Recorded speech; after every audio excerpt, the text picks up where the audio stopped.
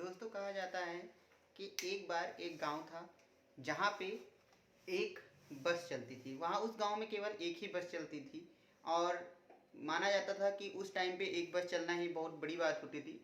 और कंडक्टर और bus driver उनकी आपस में अच्छी बैठती थी और वो लोग by face by name her passenger को जानते थे कि वो कहाँ पे उतरेंगे और कहाँ पे उनको जाना है। ठीक है, ऐसा ही चल रहा था, कई साल निकल गए और बहुत ही अच्छे से उनकी ज़िंदगी चल रही थी, गांव वालों की और बस ड्राइवर और कंडक्टर की।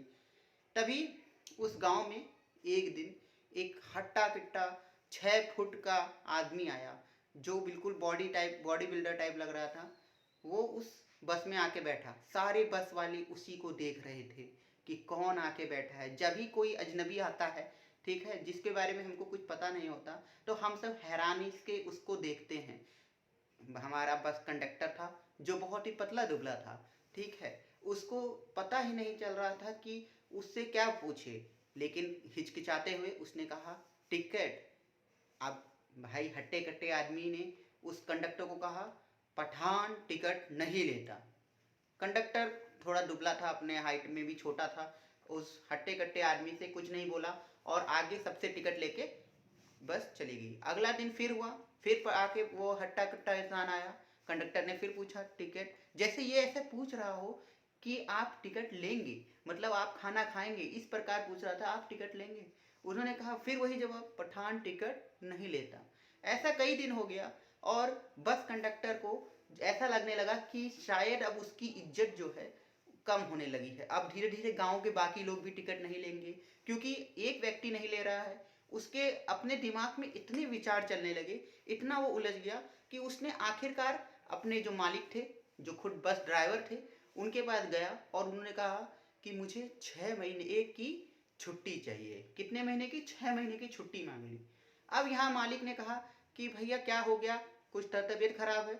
इसने कहा नहीं कुछ नहीं, मेरी तबीयत ठीक है, लेकिन मुझे 6 महीने की छुट्टी चाहिए। और ये चले गए। इन्होंने जिम ज्वाइन किया। हमारे जो कंडक्टर साहब थे, इन्होंने काफ़ी मेहनत की। 6 महीने तक इन्होंने प्रोटीन शेक मंगाया, बहुत सारा अपने ऊपर खर्चा किया और 6 महीने तक इन्होंने खूब मेहनत की। और उसके बाद फिर से ये अपने नए जोश के साथ बॉडी बना के वापस ये जब अपने काम पे लौटे, फिर से वही काम। इनका काम तो वही था, कंडक्टर का काम।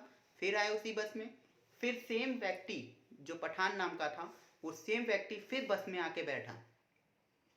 इस बार इन्होंने सोच लिया था कंडक्टर साहब ने कि आज तो हमसे टिकट दिलवा के ही लेंगे, रहेंगे, चाहे कुछ भी हो जाए, चाहे लड़ाई भी करनी पड़ जाए।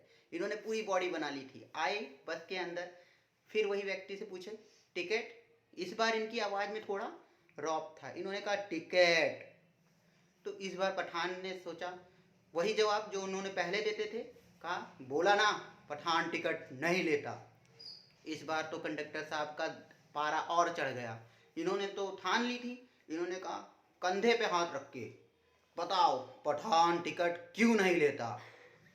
अब पठान थोड़ा नर्म हुए और उन्होंने कहा कूल डाउन, शांत रहो भाई, भैया जान, क्यों, क्या हो गया? ऐसा क्या हो गया, टिकट नहीं लेता, इतने गुस्से में क्यों हो?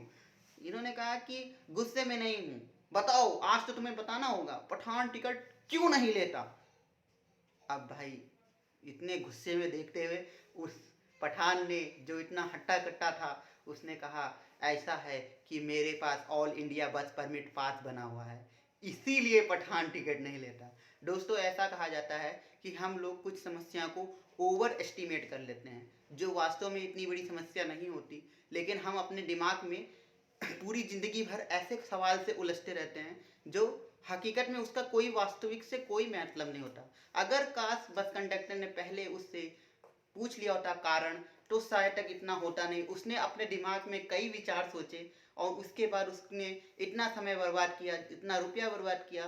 तो ऐसा ही होता है कि हम अपने लाइफ में कई छोटी छोटी चीज़ों को ज़्यादा इश्यू कर लेते हैं और वो होते नहीं।